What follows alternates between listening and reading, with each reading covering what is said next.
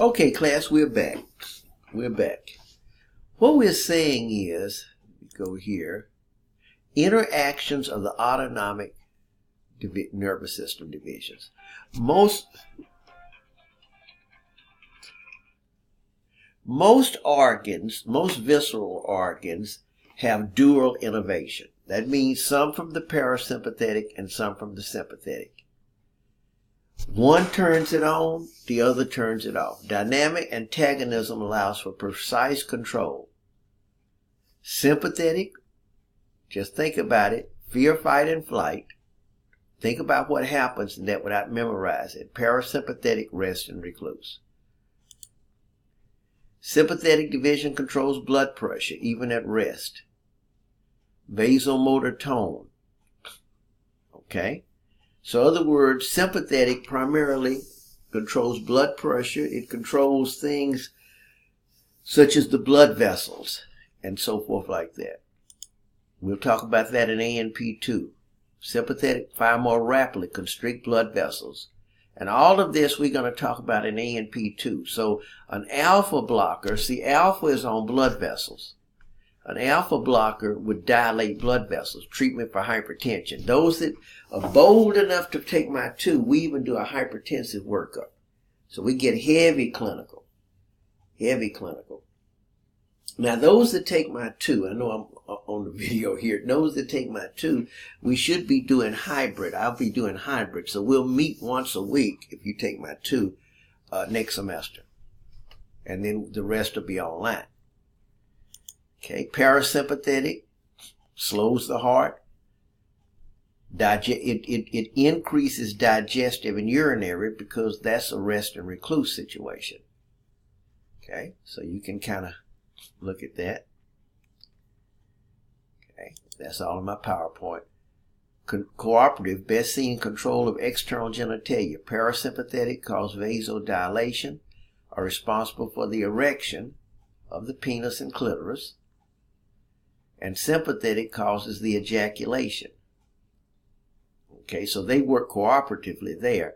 One causes the erection, the parasympathetic, vasodilation. And see, this is where that Viagra comes in, because part of this has to do with something called nitric oxide. And the sympathetic causes the ejaculation. Okay, unique roles. Sympathetic controls thermoregulation in heat, okay, which will be the blood vessels. Release of renin from the kidneys, AP2, we'll talk about. Raises blood sugar. So a lot of this will be AP2. That's why the autonomic is real important to at least have a cursory understanding of it. Parasympathetic, short-lived, highly localized control over effectors. Sympathetic, long-lasting, body-wide effects. See, the sympathetic has a long-lasting because part of the sympathetic is going to be neurotransmitter. But when the sympathetic turns on, it also turns on hormones. And hormones work long distances. See, in other words, this part right here is not so much the sympathetic, it's the fact how the sympathetic turns on the adrenal gland, adrenal medulla. And hormones work for a long time and all over the body. Parasympathetic doesn't do that. Sympathetic is long-lasting because it's inactivated more slowly than and it's released. It remains there, destroyed by the liver. Okay, plus it does this here. The enzyme to break down norepinephrine there are 2 enzymes to break down norepinephrine. One is called monoamine oxidase, MAO, monoamine oxidase, and the other one is catechol-O-methyltransferase. Now, the enzyme that breaks down acetylcholine is acetylcholinesterase. It works real quick. But monoamine oxidase and catechol-O-methyltransferase take a while. And what happens is, because of that, it lasts longer. But the other reason is because when you turn on the sympathetic, you also turn on the adrenal medulla. And see, norepinephrine are released into the blood. See, this is coming in. There's norepinephrine, epinephrine released in the blood, but from where? The adrenal medulla. And that's a hormone going everywhere. Control. All right. Now, listen to me well here. Pull this picture up. Even though the autonomic nervous system, you do not have to think about it at all.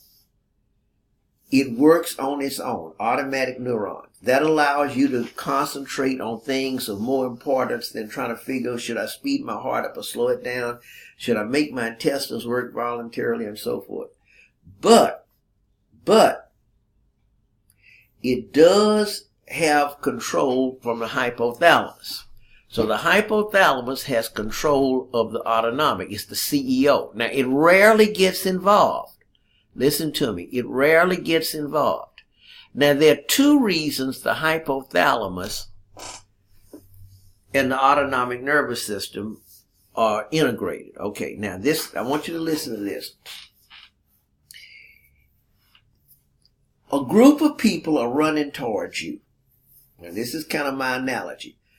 Let's say 100 people are running towards you to attack you. Let's say, nowadays those zombie movies you got, where all these zombies are running towards you. Okay, but you can shoot them in the head and kill them, right? I know I'm a kid at heart. So anyway, they running towards you. Okay, now you got a gun and you're squeezing the trigger. Bam, bam, bam. But you're going to get tired, but you can do it quick. You can do it quick, but you're going to get tired. But now think about this. If you could throw a grenade, if you have 2 or 3 grenades, you don't have to do much, just slang the grenades. So what I want to talk about real quick to show you is the interaction between the autonomic nervous system and the endocrine system. The autonomic nervous system and the endocrine system. In almost every A&P book, the autonomic nervous system is followed in many cases by endocrine. Now, the only chapter in between would be the special senses. But there's an integration. Okay, the nervous system comes in fast, but tires quickly, because what's it got to do? It's got to fire action potentials. Bam, bam, bam, bam. That tires you out, just like squeezing a trigger. The endocrine system secretes hormones. The hormones, it doesn't take as much ATP to secrete those. So if you had somebody, let's put it like this, running towards you right away, you would be nervous and you would want to act quick. So the autonomic nervous system, sympathetic, would come in. That's for sudden, that's for acute activity. But if it's going to be a chronic stress, that you're sitting there and you see 20 attackers, but they haven't run towards you, but in the next 4 or 5 hours, if you keep there, that's more of a chronic. The autonomic nervous system would tire out. So what's my point? My point is the hypothalamus integrates. The hypothalamus controls the master gland. What's the master gland? The pituitary. So the hypothalamus is the CEO of the endocrine system and the CEO of the autonomic nervous system. The boss. So it's the boss of both systems that need to be integrated. But however, when it comes to the autonomic, rarely does the hypothalamus get involved because it'll let the lower level stuff do it. Just automatic reflex stuff. Now, I want to go one step further. The cerebral cortex, where you think from, can also control the hypothalamus. The cerebral cortex, where you think from. Normally, you don't do that. Most people can't. The only way to really get control over that hypothalamus, which could also control the autonomic, is to do some trainings like yoga, transcendental meditation, all that stuff like that there. It teaches you an inside approach. Now, what that does, an inside-oriented approach. So a person in yoga could literally sit and make their heart drop to the level people would think they were dead if they measured their heart rate. You've heard this before. So my point is the autonomic nervous system normally works autonomously. But it could be overridden. It could be what? Overridden by the cortex or the hypothalamus. So that's what I want to point out. May integrate center, subconscious output, so forth. Okay? Control may be direct or indirect. So my point is, you can read this, but it's just that the hypothalamus is the CEO, and it could override and integrate the endocrine with the autonomic. But the cortex could actually override it. So you could have a voluntary control over your heart, though many don't because they don't develop it to that point. I won't get into the development. It's not that critical. All right. Thank you there.